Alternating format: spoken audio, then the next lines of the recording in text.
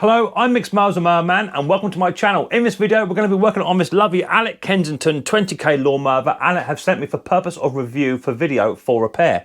This is fitted with the Kawasaki FJ100 engine, which is normally known for its reliability and its ultra smooth running. However, this little Kawasaki is a bit of a sick puppy. Most people get a brand spanking new Allett out of their house. I get a second-hand one which doesn't run right. But however, Allett have sent me this little lawnmower and asked me if I could do a video to show you guys and girls how to get rid of this problem, which is common with most petrol engines. The problem with this engine is its hunting and surging, which I shall show you now in this next clip. Hunting and surging can be found on the high end and also the low end idle of the throttle. Either way, it is really annoying, and this Kawasaki FJ100 engine should run as sweet as a nut. Let me show you what this machine is doing, and that way you can distinguish between what's hunting and what's not. By turning the machine on and pulling the pull cord, choke if required, and you can hear the engines dropping and the machine not running as sweet as it should.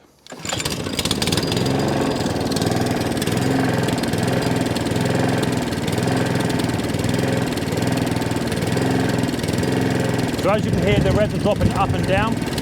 There's a slight miss to the machine.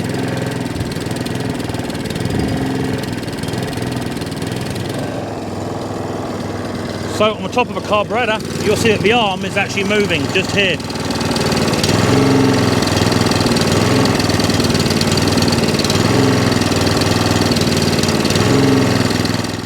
Okay, so this Allett Kensington has got a bit of a hunting and surging issue, which generally means a fuel delivery problem. Let's get it up onto the bench. I'll show you how to take the carburetor apart, how to clean the carburetor properly, how to drain the fuel systems, and one other piece of information as well you may also need. Let's get it up on the bench and get it fixed. So there you go, that's what hunting and surging sounds like, and also you can tell by the throttle governor arm moving backwards and forwards. The main reasons for this can be quite simple. Your air filter could be blocked, dirty or missing. Simply by replacing it could fix that. Also, a spark plug clean or replacement would also fix as well. But one of the main reasons is you're actually running out of fuel. If you're running very low on fuel, that will give a hunting and surging appearance, and by simply putting more fuel into your petrol tank may get rid of your issue. However, if you tried all of those and you're still hunting and surging, then continue to watch this video, because I will show you how to remove a carburetor, the fuel tap, the fuel lines, and do a tank flush and clean, put it all back together, and then hopefully you'll be cutting grass again, laying those absolutely cracking lines that Allett are known for. However, if you don't have the confidence or the tools, you can go to Allett's website, check out their store locator, and find a local Allett dealer near you, take it down there, and they will fix your lawnmower hassle-free. In this video, you're going to be using several tools. You'll need some workshop rag just to keep the area clean. You'll need a container or some kind of magnet tray to keep all your bits and bobs in. You need up to 3 different types of screwdriver, 1 narrow head flathead, 1 broad head flathead, and 1 Phillips. You're also going to need your safety glasses as well, don't forget, because safety first. Also going to require 1 pair of long nose or normal pair of pliers. You'll also require 1 open-ended 17mm spanner. You're also going to need a ratchet and socket, one with a 10mm and one with a 13. On top of that, you will also require a simple set of these. These are called gas cleaning files, which you can buy on any selling site for around about £3 or £4. They're very cheap, but they have a selection of round files there, which we'll be needing to use to clean the carburetor a bit later on. So the main reasons of why your hunting and surging is displaying on your lawnmower is because of the type of fuels that we have here, especially in the UK. E95 and E10 have up to 10% of ethanol within them, which blocks up your carburetor. Now, every single time you undo your fuel cap, you're allowing moisture into your petrol, and also when you remove a cap on your fuel can as well, you're allowing moisture in, and ethanol and water are attracted to each other. And what happens is, every time you open it up, you are allowing moisture into your tank, and the water then starts to separate with the ethanol, and you get a definitive line between what's petrol and what is your bioproduct from your ethanol. Make sure that your petrol is kept within an approved container in the dry, not in direct sunlight or in damp areas. And also make sure that your fuel is no more than 30 days old, because at any time after 30 days old, your fuel will start to break down. You can use fuel after 30 days, but you do run the risk of having poor fuel quality. I'd recommend buying a ethanol-free petrol, or also buying one of the many products like Aspen Fuel, which will give you a much better shelf life on your fuel. So with the hunting and surging problem now diagnosed, we can now get on and fix this issue. But before we go, don't forget to subscribe to Micks Mowers the Mower Man channel, and also subscribe to Allett Mowers as well. They're a fantastic cylinder mower company that are based here in the UK, all hand-built machines, and they're now distributing lawnmowers all over the world. So without further ado, let's get down and dirty, and let's check out this Kawasaki FJ100 on this Allett machine, which seems to be hunting and surging and needs a bit of a fix.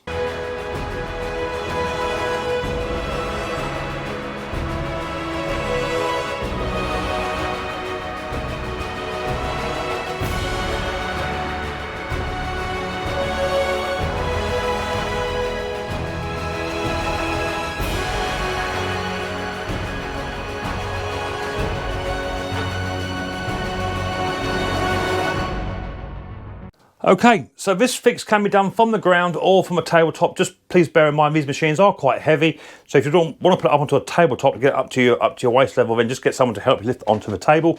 However, you can, as I say, do it from the ground anyway, no problem. So safety first, safety glasses go on, and before we work on any machine, you want to make sure the machine is turned off at the mains, and also then remove the HT lead and put it right out of the way of the spark plug. So this machine, there's no way that this machine can then fire up. You can then remove your air filter cover by undoing the top bits just here, and then just rotate your cover down, and then just push at the bottom, and then your cover will be removed, and then you've got your pre-filter and your air filter there. This air filter is actually quite good, to be fair, so that's not an issue there. You can blow it out with a bit of compressed air if need be. So that's the first step, removing the air filter. Let's get on to the next step. Okay, so with the air filter box now removed, we can now get our 10mm socket and ratchet. So I'm using hand tools. I normally use power tools, but just because you guys and girls will be doing it from home, you may not have impacts on what have you like I've got. So I'll do it the same as you guys and girls, and we do it by hand. Simply undo your 10mm. There's 2 of them to do. And then just make sure you have your container to hand, okay? Now, what I will say with all my videos that I do on YouTube is if you're in doubt, just take photographs first with your smartphones or what have you. If you've got a smartphone, just take photographs as a bit of a mental note, so you know exactly where everything goes, and you've always got something to refer to. But you guys and girls have been quite lucky here. You're gonna have a whole video courtesy of Micks Mowers to refer back to online anyway. So you've always got something, but that's what I do if I get a bit confused. I always make sure I've got some notes to refer back to. Next, we can then retract this carburetor choke cover, and just make sure this little tiny bit, this goes upwards, just for future reference, it goes up into this breather tube here, okay? We're going to remove that, and then slowly we're going to retract and tip sideways this carburetor cover, and then you've got a little tiny pipe here, which either comes off of the overhead valve cover, or it comes off of this airbox cover itself, which I shall remove and put back onto the valve cover. That's just so I know it is for future reference. So that's that bit done. That's quite straightforward and simple. Anyone can do that. Next thing we want to do is we want to remove some of these fuel line clips. There's a little pair of long nose pliers or normal pliers, up to you, and just squeeze these 2 little tiny clips together, and then just rotate that one up, and you've got one here as well. Just rotate that one and push that one down. Very, very simple. There's a bit of a nick in that fuel line there as well, I've just noticed. What we can then do is very, very gently just get hold of this fuel line and just slowly start to tease it up into the air. Bearing in mind there is fuel in this machine still, so make sure your tap is turned off. Because what we want to do now, we want to try and catch some of this fuel. So we're going to go for this pipe first. We're going to drop that down ever so gently, just get a bit of a pull. And then what we do then, we're going to get a container with some petrol in to put our petrol in here. All we're going to do is just drop this down, bring this pipe all the way down. Let me just bring it down into shot. There you go. Bring this pipe down and then turn the tap on, and that will then start to release your fuel out of your machine. I say wear latex gloves if you want to. I don't tend to wear latex gloves because I find they get in the way. It's just the way I've always worked, but I do use hand barrier creams and what have you, just to make sure I do protect my skin. But with latex gloves, they tend to get in the way from when I'm working, but I do wear safety glasses and what have you. So let's get this fuel drained out. I'll be back to you in 2 seconds. Okay, next thing we need to do is now remove the throttle linkage off the top of this carburetor. Just here you have a spring and an arm, and all you have to do is just get hold of the arm and just sort of rotate it, and then it will just lift out of its housing off of the throttle arm, and then just push the spring all the way forward and then release the spring like so. Very, very easy to do. Once that's done, we can then retract the carburetor in its entirety, and the whole carburetor comes away. Keep it upright, put it in a safe place. We'll be coming back to this a bit later on. The next thing we want to do, now all the fuel is out of this system, is now to turn the fuel tap off, onto the off position, and get ourselves that 17mm spanner I was referring to earlier on, okay? Grab a 17mm spanner, and then with supporting the fuel tap itself with your hand, you can then just literally just crack it loose and start to retract this little tiny nut that's sat on top, okay? It is a bit fiddly, but we can all do it. You may have to turn the tap slightly just to start it. Once it's started, it loosens itself up, and then just get your pair of long nose pliers and slowly retract the fuel line off of the top of that as well. Just pinch it up the top, very, very careful, and then retract it. Just make sure you're collecting any fuel that may come out. There'll be a little tiny bit of fuel in there because it's just what's sat inside the residue from the fuel tank. So bring in your fuel container and just put it down to one side, and then just catch any remaining fuel that you may have. So I'm pinching it off, I bring my fuel tap in and just literally just disconnect. There's nothing in there, just very, very small residual amount of fuel. So with that now removed, we can now fully retract our fuel tap just by undoing it. Undo this, this nut. There'll be a nut on top and then there'll be a washer that sits down below that. Just there. There's your washer, so your washer goes on first, all goes into a magnet tray. We can then retract the actual fuel tap and then put this piece of rag underneath just to stop any fuel going onto your mower. We hate to stain these mowers up, so that just sits there like so. You also just put your fuel tap up a bit higher, on your fuel up a bit higher, just so it doesn't leak anyway. So we've now got a fuel tap off as well. That's the fuel tap, that's the carburetor all off, so we're nearly halfway home. I'm now going to remove the lawnmower from the stand itself, put it onto the floor, and then what we should then do is clean the surface down and then get on to clean the carburetor. Okay, carburetor cleaning time. I'm going to use some latex gloves for this because we'll be using some kind of cleaning solvent to clean the carburetor up. Now, I don't recommend using carburetor cleaner because of the rubber components within the carburetor. Carburetor cleaner can and does expand the rubber components, so use something a bit less harsh is my opinion. I use this product called Pocket Rocket. I'm not affiliated, but it is a good all-round product, a bit like WD-40 and GT85. It's just not as harsh as a carburetor cleaner. So we're going to bring the carburetor in first off. I'm going to grab a 13mm socket, and all we're going to do is we're just going to slacken that one off and then undo that carburetor. Put that to one side, take the bowl nut off. The bowl is very, very clean inside, absolutely immaculate inside, no problems there. And then we're then going to remove the float pin. These generally get stuck, you be a bit careful with these. That comes out. Lift your float up and you will also retain the needle as well, which is inside, okay, so don't lose that piece there. You then want to get one of your flathead screwdrivers, the broader one out of the two, and there's a little tiny brass jet just on the side here that needs to be removed. Just make sure it's a good fit. If it's not a good fit, get one that's slightly bigger, okay? Because if not, you'll shear it off because it is only brass, so a good fit. Once you've cracked it your way, spin that out. Put that to one side, don't lose that. And then turn the carburetor onto its side. Now inside the carburetor, that's what mine's just come out, but inside the carburetor there is an emulsion tube which goes up inside the carburetor like so. And when it's stuck in there, it will appear inside the carburetor. Okay, little tiny brass housing inside the carburetor. You may need to get this screwdriver in down the side and just push it onto the side of the emulsion tube just to push the emulsion tube out, okay? But mine's come out. Out that comes, and it always goes in with a bevel bit at the end. That bit goes in last, okay? So the carburetor itself is now actually fully stripped and good to go. There's nothing more needs doing to this other than cleaning. As I say, do not use carburetor cleaner because this O-ring here will expand, and if that expands, then you're looking for a new O-ring. If you don't have one to hand, you'll have to wait 2 or 3 days for one to turn up, so I wouldn't use that. Now what I would now suggest is bring in your solvent cleaner, and literally anywhere where there's a hole, just make sure you get your safety glasses on and down, because if you get this shot in the face with this, it will make it sting a bit. So safety glasses on, and then just a good general helping of carburetor cleaner, absolutely through every single hole that there is, okay? If you see a hole, put cleaner in it, all the way down the centre, down through the side.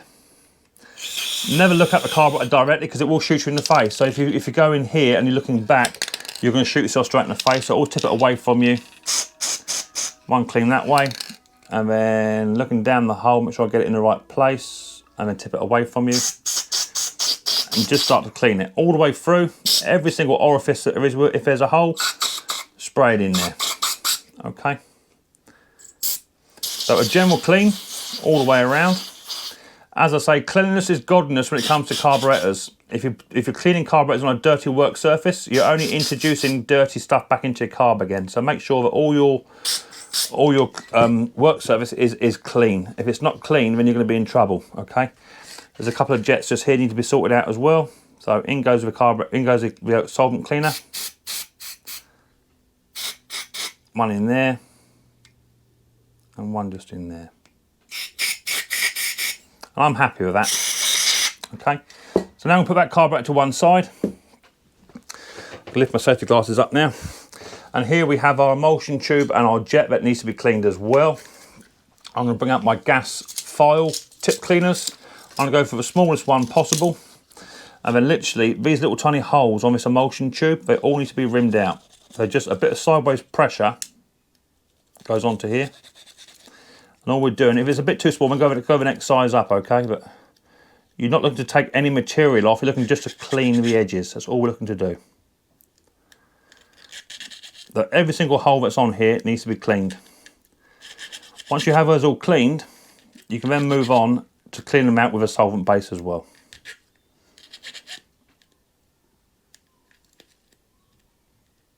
One more there. And then get your solvent cleaner, put it in the end, block the end up with your finger, and you want to see it running through all those holes as best you can. If it's not running, run the stuff through to make sure it's nice and clean.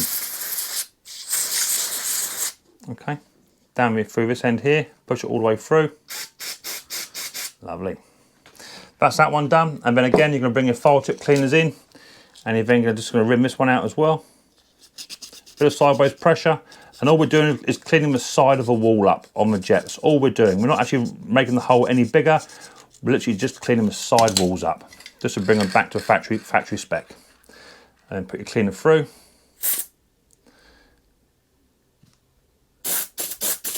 Lovely. So that's that one done. Apart from that, that is a carburetor now cleaned. So we're now good to put our carburetor back together. All we need to do is make sure we've got our needle and float, which goes on first. And then all I will then do is get my little tiny float pin. I should put that through, just start that off. Now you may find it won't go all the way through first time around, just turn your pin around, okay? But sometimes I do, sometimes I don't. I get my carburetor, I get my cleaning spray. Bit of a clean. All the time I'm cleaning. Get our emulsion tube, that goes in. And our little tiny jet went on the side of the emulsion tube tower. And we're using the broader screwdriver for that. Oh. Let's screw that one in. And just nick it down, well seat it. I'm not looking to tighten it, it's just going to be well seated. As I say, it is only brass, so go very, very careful. Well seated. And again, another little clean. All the time I touch this with my hands, which are probably dirty now. So we're always cleaning. That's good. Next thing we want to do is we want to put our bulb nut back on. Now you want to make sure this is going towards the back of the machine, okay? So this would be the way it goes onto the engine. So this tap here needs to go around the back. So it's going to be the opposite to the lowest pipe, opposite to that. And that will then come out of the back of the machine. We're then going to put our little tiny bowl nut back on, or bowl bolt. We're going to screw that on, and that's the little tiny 10mm we discussed, 30mm we discussed earlier on. We're going to nick that up. Now don't hang on that, it's just got to be hand tight, no more. Just hand tight it, well seat it down, and that'll be enough. So that's our carburetor now cleaned. That goes onto a nice clean bit of kitchen roll or workshop towel. What I tend to do with mine is get a piece of towel and just wrap mine up in it and put it to one side. That way it's then clean. Moving on to the actual fuel tap itself, that's the next bit that needs to be done. This very simply undoes here by hand. If you can't do it by hand, you might need to get a little pair of plumber grips on it, or however it will go. Just undo it by hand. Excess fuel being taken out.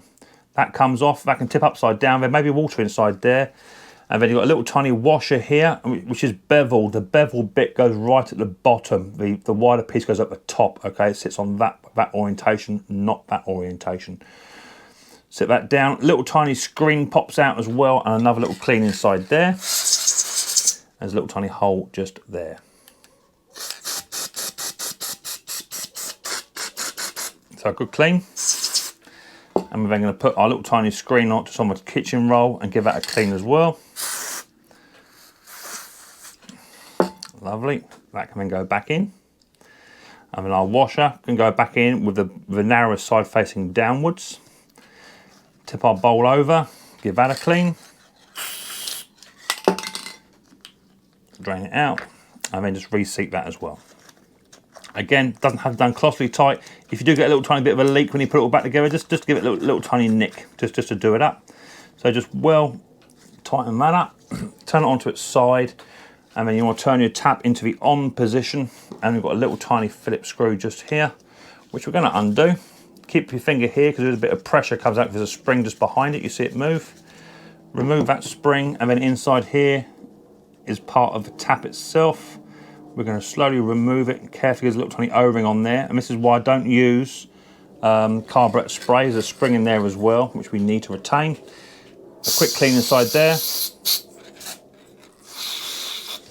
Lovely jubbly. And if you look here, this is what I'm referring to about your fuel. There's your fuel problems there, you see. All that gunk just on the centerpiece. Let me just show you with a pointer. There's your gunk just there. That's all gunk. That's ethanol. Okay. So that's not going to help. So you can clean the carburetor up, but if you don't clean this piece, then all you're going to be doing is introducing dirt back into your fuel system. So make sure it's very, very clean.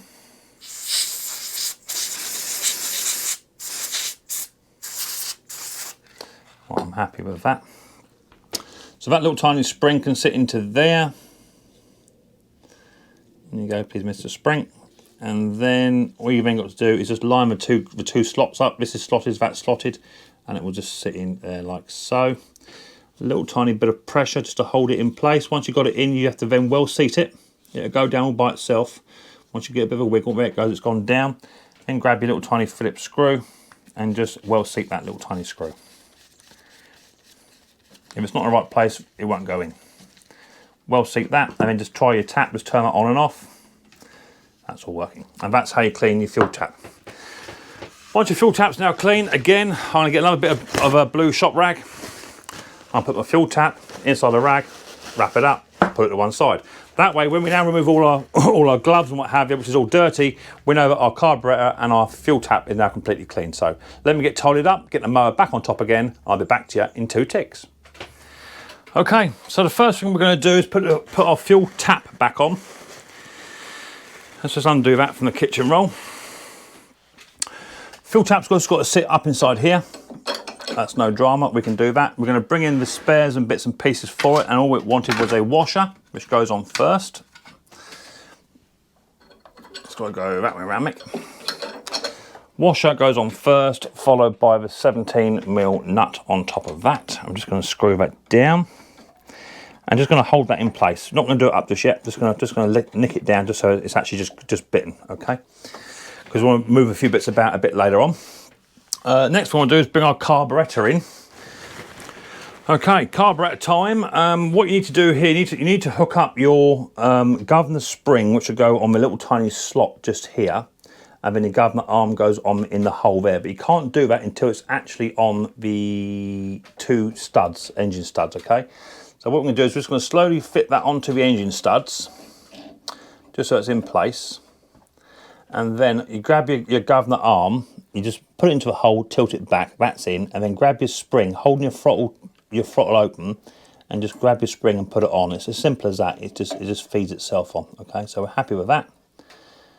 That's all in place. So that's that next step done. No problems, no dramas. The next step is to bring down our fuel inlet system. Now, before you do this, what I would recommend you do, okay, is literally grab yourself a little tiny bit of clean fuel, okay, and then get a container, and then just run some clean fuel through your tank and out through this pipe here, just a tank flush, okay? This will get rid of any excess. If there are filters within the tank, but anything that might be floating about will give a bit of a tank flush at the same time. So yeah, a little bit of clean fuel goes into the tank, run it down through the bottom of this tube here, and that will just clean your tank out as well. So the next thing you want to do is then get your fuel hose, your inlet hose, and that just sits onto your fuel tap. Seat that well down, support your fuel tap as well at the same time, and then get yourself a pair of long nose pliers, which I have to hand, and then literally just squeeze your fuel clip together like so, and then just bring that down and well seat it there. Now all you want to do is grab your 17mm spanner, which I think I put mine back. I think I did. And then literally just rotate this nut just so it starts to do up, okay? Now this hasn't got to be on excessively tight, but it has to be on relatively tight just to make sure everything is secure. So all I do is I squeeze mine up and then just twist my fuel hose back just so it clips into place. That's all I do. It's there. It doesn't want a lot, okay? That's now into place, so we're happy with that. Now we're going to bring our fuel line down from our carby. There it is, which needs to go onto here. But I have noticed on this fuel line, there's a little tiny nick. I don't know if it's gone all the way through. I don't think it has, okay? But just to be safe rather than sorry, all I'm going to do is grab a pair of my my snips and my workbench. And all I'm going to do is just going to cut that piece off. Now, you're very lucky that you get a little piece of extra pipe with it. You know, there's always plenty of pipe, okay? As long as there's no kinks going on, then we're good to go. So all I'm going to do with this is literally just going to snip this off, just literally right where it's, I think there's a bit of a snip there, okay? And then this one here can then go onto your carby. You might need to pair long nose pliers just to help it go on.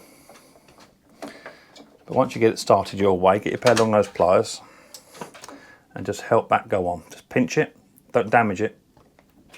Wiggle it, like so. And then get your fuel clip, there should be one around here somewhere, probably on the bottom here somewhere, is it? Where's it gone? There it is, around the side, all the way around. And then just going to squeeze that open and then put it onto there like so, have it out the way. So that's that, quite straightforward, quite simple so far. I mean, it's only taken about 25 minutes so far to clean the fuel tap up, clean the carburetor up, all that sort of good stuff. Do you remember I said about having the drain screw right at the back, which is where it is? So now if you need to drain your carburetor, you can do, okay? So just a quick little side note, if you're not using no stabilisations or aspins or anything like that, and you at the end of the year you want to drain your machine out fuel, my best advice to you is to turn your fuel tap off, just here, and then disconnect this pipe off of your carburetor, okay? Take this one off, bring this down into a clean container and then turn your fuel tap back on. That will then drain 99% of your fuel coming out of your tank through this pipe here into a container. However, you'll still have fuel in the bottom of this bowl here, and that's where it tends to sit.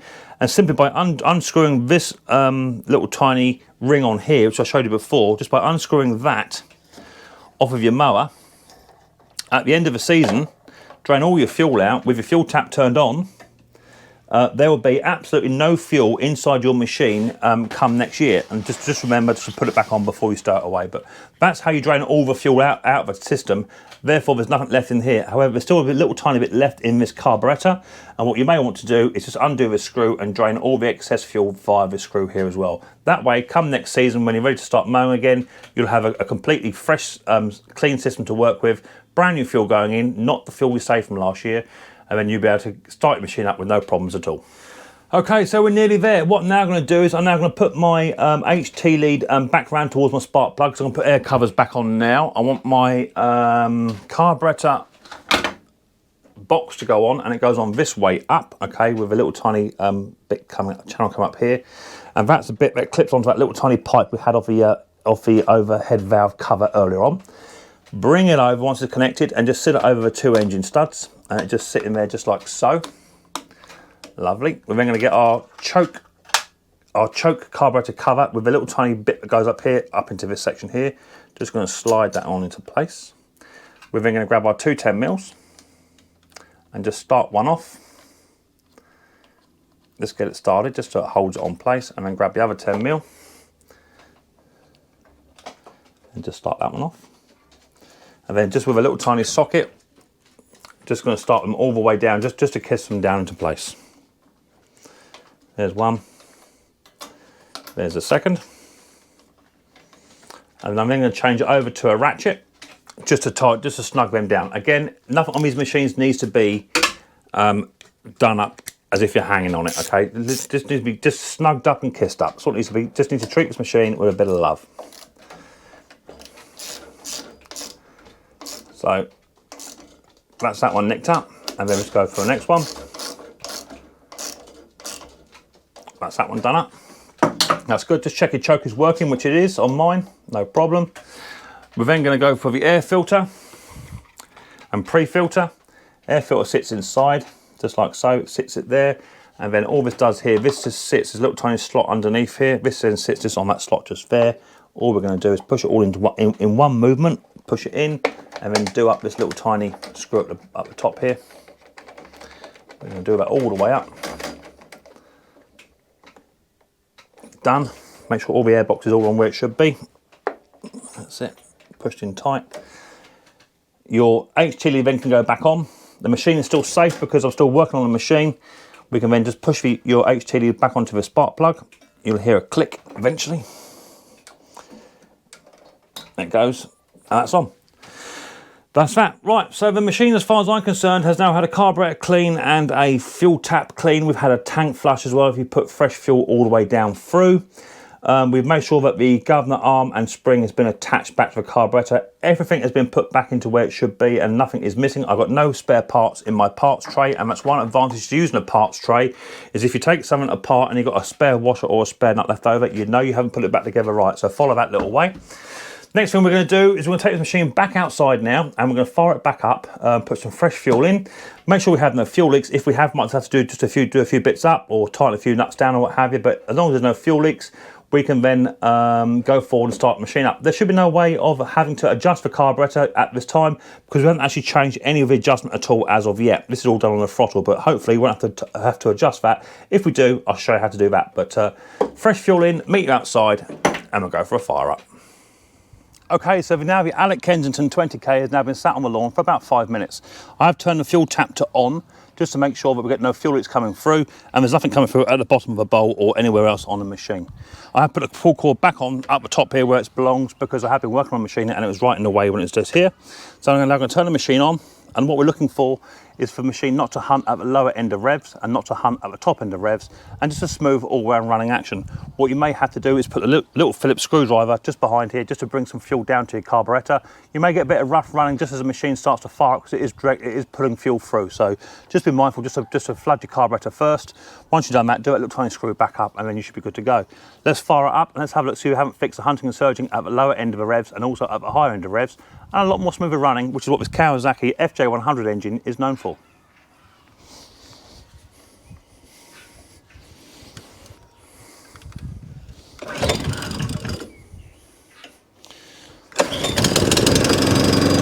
So, low end revs,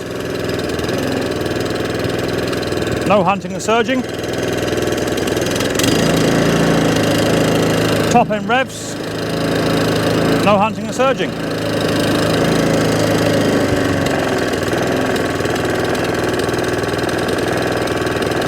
Running as absolutely sweet as a nut as the very first day it was manufactured. Happy mowing. Okay, so there you have it. That's the Allett Kensington 20K now all up and running with the Kawasaki engine running exactly as it should do.